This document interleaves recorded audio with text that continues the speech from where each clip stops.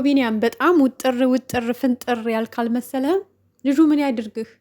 ልጁን ለቀቅ አድርገውና ሂደህ ከዛች ከሚስት ጋር ማለት ነው ማውራት መጠየቅ ትችላለህ። ገባህ? እኔ ከአንቺ ጋር ግንኙነት አለኝ፣ ግንኙነት አድርግ ያለው ስለዚህ ልጅቷን ስጭኝና ወስጄ ላስመርመር ብለህ ሂደህ ልጅህን ማስመርመር ትችላለህ። ገባህ?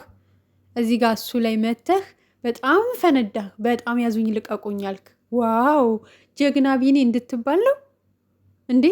አንዳንዴ ማለት ነው ዝም ያለ ሰው አጥፍቷል ማለት አይደለም። እያንዳንዳችሁ ማለት ነው ብሩክን የምትወቅሱ፣ ብሩክን የምትዘቀዝቁ፣ ብሩክን የምትሳደቡ ሰዎች እመኑኝ ዋጋ ትከፍላላችሁ፣ ትጸጸታላችሁ። በጭራሽ ብሩክ ይሄን ነገር አያደርገውም። መታገዝ ካቃታችሁ የራሳችሁ ጉዳይ ነው። ገብቷችኋል? ያችም እየመጣች በዛ ጋር ፍንጥር ትልበታለች። ለልጅ አባት ስሜት አለኝ እያለች፣ ይሄ ደግሞ እየመጣ እዚህ ጋር ያዙኝ ልቀቁኝ ይላል። ምን ያደርጋችሁ? ተመካክራችሁ ልጁን ልታሳብዱት ነው እንዴ? እናንተ አይደብራችሁም እንዴ? ሁለት ባልና ሚስት ማለት ነው። ምን ያደርጋችሁ? ቅናት ነው? ከእናንተ አልፎ ስለሄደ ስለተለወጠ ትልቅ ደረጃ ላይ ስላለ ቅናት ሊያሳብዳችሁ ነው አይደለ? ሲጀመር ልጁ ያንተ ነው ቢኒያም ማለት ነው። ሂደህ ልጅህን አስመርምር። ከብሩክ ራስ ውረድና ማለት ነው ሂደህ ልጅህን አስመርምር። አለቀ።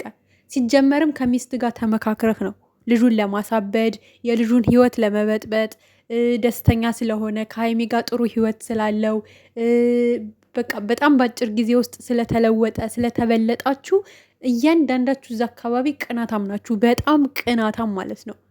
በጣም እንዴ ሰው እኮ የሀገሩ ልጅ ሲለወጥ ሲሰራ ደስ ነው የሚለው። እስኪ እኔንም እንዴት በአይዲያ ስጡኝ፣ በምን አይነት መንገድ ልስራ ልለወጥ ነው እንጂ የሚለው እናንተ ጭራሽ በቃ ወደታች አናታቸውን እያላችሁ ወደታች ልጆቹ እንዲወድቁ እንዲሰነካከሉ ተስፋ እንዲቆርጡ መሰናክል መሆን ችግር መፍጠር ነው የእናንተ ስራ። አሁን አንተ ማን ስለሆንክ ነው ብሩኬን የምታናገረው በዚህ ልክ? ማነህ? ለሚስትህን ሸክፈህ አትይዝም ነበር? አንተ ጥሩ አፍቃሪ ጥሩ ፍቅረኛ ከሆንክ ሚስትህን ሸክፈ መያዝ ነው። ገብቷል? በጣም ትዕግስታችን እየተፈታተንከው ነው። ሌላው ችግር ይበቃናል። በቃ እኛ የጨረቃዎቹ ችግር እንዲፈታልን ነው የምንፈልገው። ዛሬ ነገ የነሱ ችግር ተስተካከለ እንላለን። አንተ እዛ ጋር እየወጣ ታፋፍማለህ፣ ክብሪት ትጭራለህ፣ እሳት ታነዳለህ። ምን ይመስላል በእናታችሁ?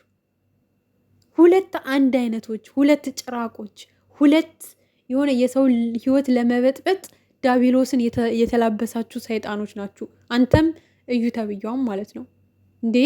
በዚህ ልክ ምንድን ነው? አይደብራችሁም እንዴ? ብሩኬ ዝም ስላለ እንደናንተ አካኪ ዘራፍ ስላላለ ነው እንዴ? በቃ እሱ በትዕግስት ማድረግ ያለበትን ነገር ማድረግ ፈለገ፣ አለቀ። እውነቱን ነው። ያንንም ነገር ላንተ ማስረዳት አይጠበቅበትም። ሁሉም ነገር በጊዜው ይወጣል። በቃ አለቀ። ያመነው አምኖታል፣ ያላመነው ደግሞ የራሳቸው ጉዳይ ነው። ገብቷችኋል? የተረዳነው ተረድተነዋል። የሆነ እውነት አለ ብሩኬ ጋር። በቃ አሁን ብሩኬ ከሀይሚ ጋር ስለተጣላ፣ ሀይሚ ስላኮረፈችው፣ ሀይሚ ጭንቀት ላይ ስለሆነች፣ ሀይሚ ስለታመመችበት አሁን ትኩረቱ ሀይሚ ጋር ነው። ሀይሚ ደና እንድትሆን ብቻ ነው። ሀይሚ ደና ከሆነችለት በኋላ ወይ ደግሞ በሰላም ከተነጋገሩ በኋላ እመኑኝ በቃ ፍንድት ነው የሚለው የታመቀው ነገር ሁሉ፣ የተደበቀው ሚስጥር ሁሉ። ጠብቁ። አንዳንዴ በብልሃት መሄድ ራሱ ጥሩ ነው። ገብቷችኋል? ምናልባትም ልጁ አዎ የኔ ነው ብሎ የተቀበለበት የራሱ ምክንያት ይኖረዋል። ገብቷችኋል? ምናልባት ልጅቷን ሰጥተው ራሱ በራሱ መንገድ ማስመርመር እንዲችል ሊሆን ይችላል። ገብቷችኋል? አሁን ልጅቷ የኔ አይደለችም አንቺ ድጋሚ እናስመርምር ምናምን አይነት ቢሄድ ጭራሽም ልጅቷን እንዲያገኛትም ፍቃደኛ ትሆንም። በቃ እየወጣች ሁልጊዜ እንደምትፎክረው ነው የምትፎክረው። እሱ መሄድ ባለበት መንገድ እየሄደ ይሆናል። አሁንም ቢሆን አርፎ ቁጭ ላይል ይችላል። በእርግጥ እውነት ነው ደህና አይደለም፣ ሀይሚዬም ደህና አይደለችም። ሁለቱም ደህና ስላልሆኑ ጭንቀት ውስጥ ነው። ግን ደግሞ የራሱ አካሄድ የራሱ መንገድ ይኖረዋል። እያንዳንዱን ነገር ደግሞ የግዴታ እንደዚህ ላረግ ነው ብሎ መጥቶ መናገር የለበትም። በቃ ፋይናሊ ውጤቱን መጥቶ ማሳወቅ ይችላል። ነገሮችን በቃ በሚሄድበት መንገድ ሂዶ ውጤቱን አምጥቶ ያፈነደዋል። እመኑኝ ታፍራላችሁ። ተጠንቀቁ፣ አንዳንድ ሰዎች ማለት ነው። እንዲህ ይሄ ደግሞ እዚህ ጋር ሌላ ጭንቀት እየመጣ የዚህ ላጩን እንትን ይላል። እዛ ሄደ እሷን ጠይቅ።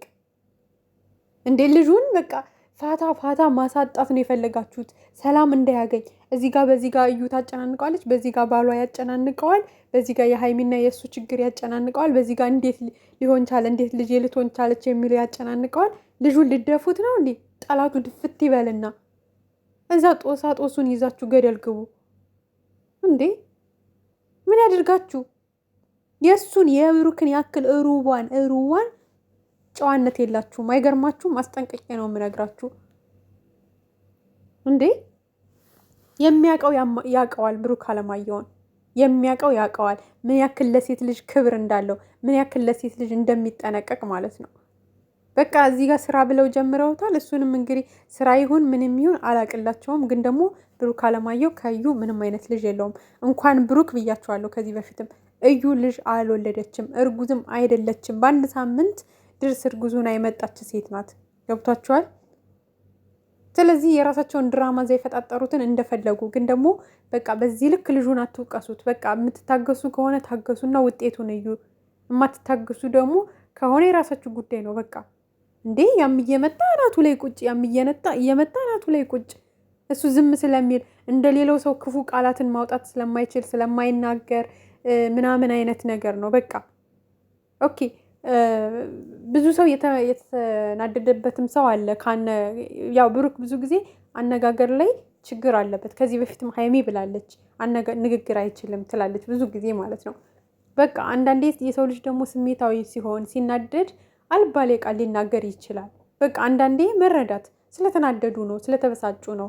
ሀይሚም ተናዳ ነው እንደዚህ ያለችው፣ ብሩኬም ተናዶ ነው እንደዚህ ያለው ብለን አንዳንዴ ብንረዳ ጥሩ ነው። ሁሌ ግግም ባለ መንገድ ሁሌ ማለት ነው።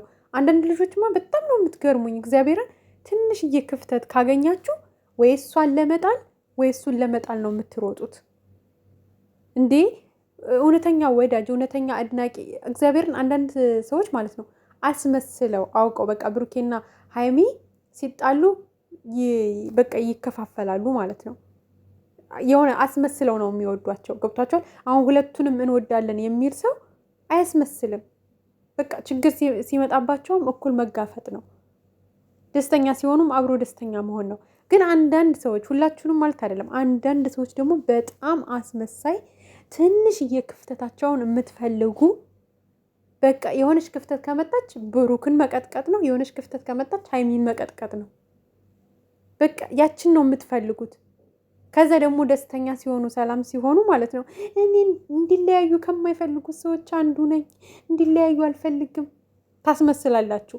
ከዛ ደግሞ ሲጣሉ መልሳችሁ ደግሞ እንደ ስስት 1000 ጊዜ ትቀያየራላችሁ። ይቅር ይበላችሁ። የምር እንደዚህ አይነት ወዳጅ ባይኖር ነው የሚሻለው፣ ባይኖር ማለት ነው። ከእንደናንተ አንዳንድ ጥቃቅን ስስት የሆነ ወዳጅ ይጠብቃቸው እግዚአብሔር ማለት ነው።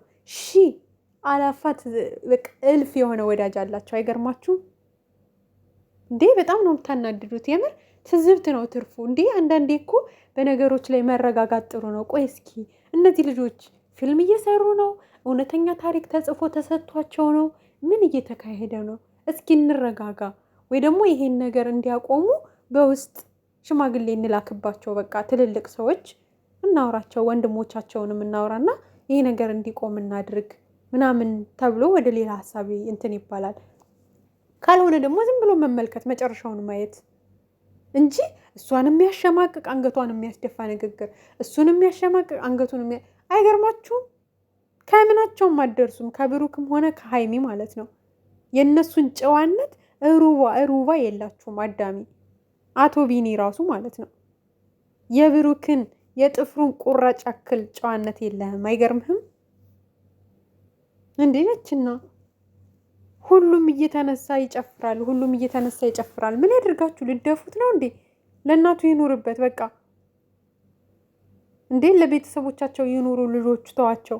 የራሳቸውን ችግርም ቀስ ብለው ይፍቱ።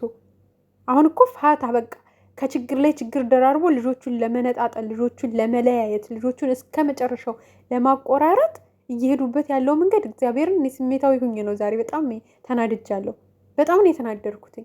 እዚህ ጋር ወጥቶ ሌላ ነገር ያወራል። ችት አረክብኝ ምናምን የምን አባችት ነው?